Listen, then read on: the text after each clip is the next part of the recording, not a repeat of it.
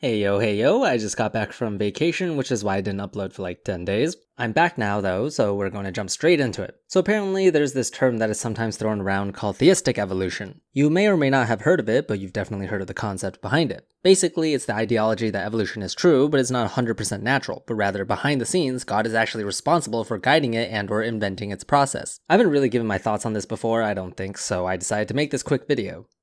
What do you say is theistic evolution? How would you describe theistic evolution, and do you think it is biblically compatible with the account in Genesis?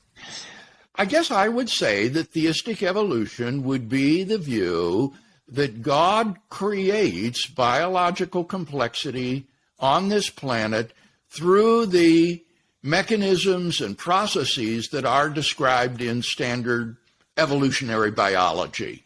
So that God is ultimately behind it, but that science gives an accurate description of the series of secondary causes. By no means am I saying that people who believe in theistic evolution to be bad as creationists, because they at least believe in science behind it all. But do you see how this is essentially moving the goalpost? Nowhere in history would anyone believe that God created life on Earth today through a means of evolution in the time span of 3.5 billion years. That would just be completely unthinkable. But now that modern science has come out and provided evidence for evolution by natural selection, this religion now warps to, oh, of course it's true, but God was behind it all. What this means is that no matter what we present, no matter what we discover, there's no way to disprove God. As a result, this version of God is unfalsifiable, which makes it a bad positive claim. Funny, I just did a video on this and now we're talking about it again. But yeah, moving the goalpost of a claim such as religion makes it unworthy, because by that logic, nothing would be able to disprove your version of God. That being said, again, I think people who believe in theistic evolution or old Earth creationism aren't as bad as young Earth creationists, because they at least acknowledge the scientific evidence behind evolution by natural selection and all of natural history.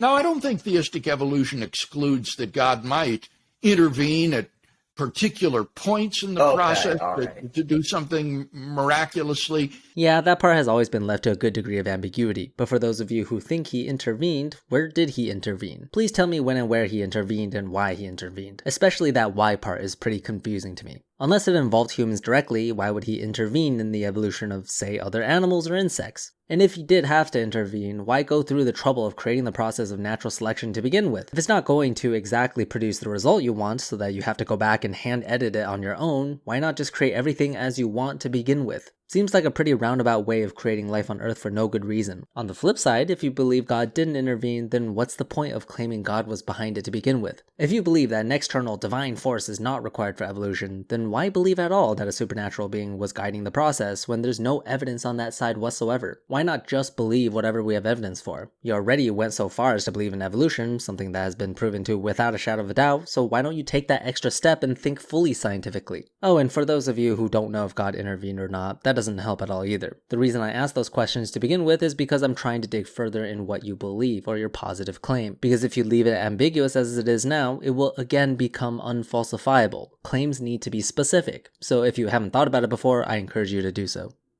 But basically it would accept the explanatory mechanisms that are postulated by contemporary evolutionary biology. The result may be the same, but the process of getting there is just as important. What is science if you don't think scientifically? If you don't accept the scientific method, which is the bread and butter of everything we know in science? I'd rather have someone be a strict follower of the scientific method and not believe certain scientific findings than vice versa. It's kind of the same concept of giving a man a fish versus teaching him how to fish.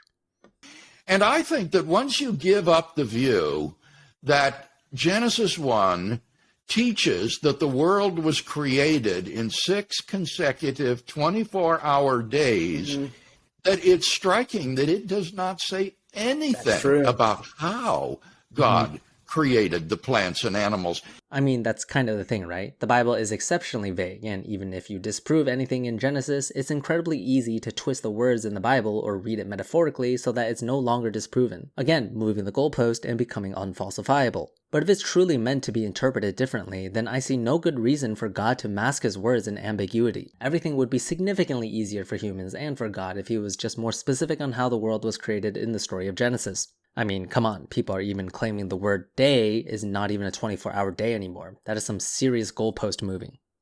In fact, when God creates the plants on the 3rd day, it's very striking. God doesn't say, let there be vegetation and fruit trees on the earth, and it was so. What it says is, let the earth bring forth vegetation and fruit trees bearing fruit after the kind. And it was so. The earth brought forth these things. And similarly for the animals, the earth brought them forth. I don't believe you, so I'm gonna look it up. Oh, he's right. Okay, so please tell me, what exactly does this mean? The first life form on Earth wasn't even an animal or plant. It wasn't even a eukaryote. It was a single-celled prokaryotic organism. So this would conflict with the origin of life, no? Animals and plants didn't arise to begin with, no matter if it came from him or the Earth. So what exactly does God mean here? If the Earth brought about them, is he talking about a time frame of 3 billion years of evolution? But even so, plants and animals didn't even come from the Earth, so how do you even define Earth here? Does the word Earth include all chemicals found on the surface of this planet, such as water, hydrogen, lipids, sunlight, etc.? Because that's kind of a stretch, isn't it?